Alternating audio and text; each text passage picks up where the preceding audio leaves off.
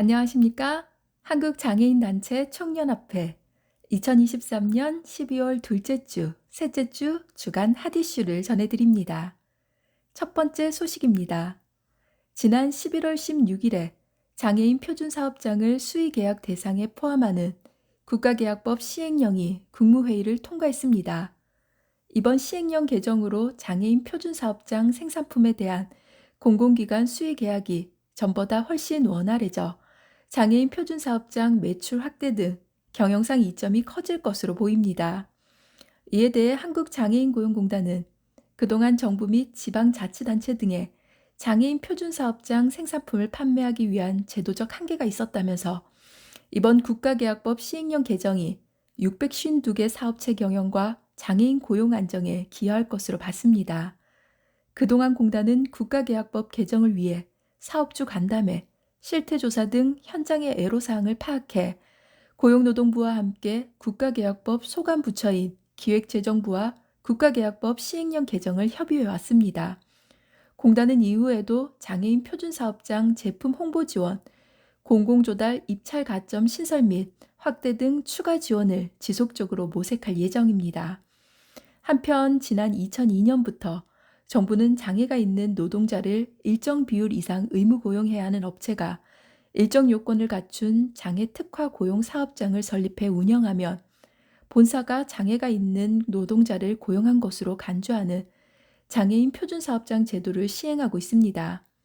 이 같은 연계 고용 방식은 업체들의 의무 고용 부담만을 덜어주고 되려 장애가 있는 노동자들을 일반 고용 환경에서 배제하는 수단으로 활용되고 있다는 지적을 해왔지만 2023년 9월 기준으로 652개소나 운영되고 있습니다. 12월 11일 더 인디고 기사입니다. 두 번째 소식입니다. 제22대 총선이 4개월 남은 상황임에도 정치권은 여전히 비례대표 의원을 어떻게 배분해야 할지 갈피를 잡지 못하고 있는 모양새입니다.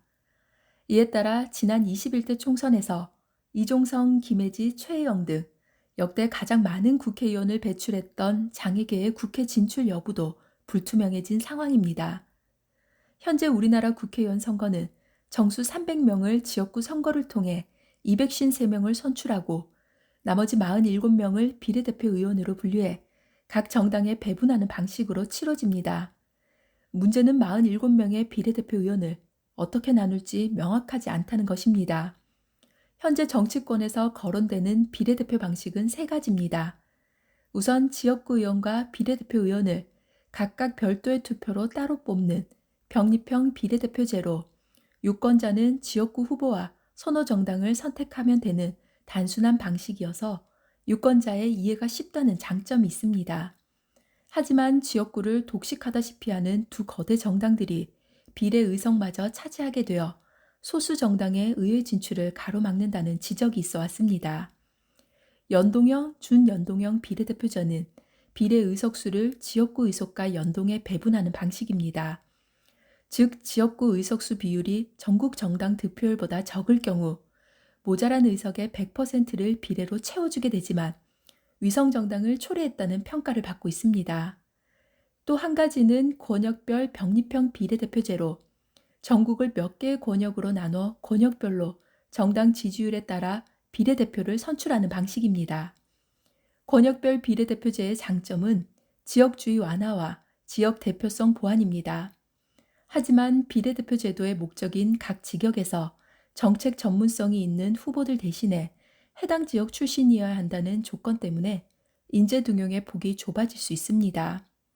현재로서는 비례대표 제도에 따라 장애계의 후보 추천 여부가 결정될 수밖에 없는 구조인 만큼 22대 총선에서 장애계 후보가 추천받을 수 있을지는 여전히 오리무중이며 지난 총선의 연동형, 준연동형 비례대표제가 장애계 후보의 진입 장벽이 가장 낮지 않겠느냐는 조심스러운 관측만 나오고 있는 상황입니다. 12월 18일 더 인디고 기사입니다. 이상 2023년 12월 둘째 주, 셋째 주 주간 핫이슈였습니다. 질문 있으시면 댓글로 남겨주세요. 지금까지 목소리 출연의 아나운서 최국화였습니다. 고맙습니다.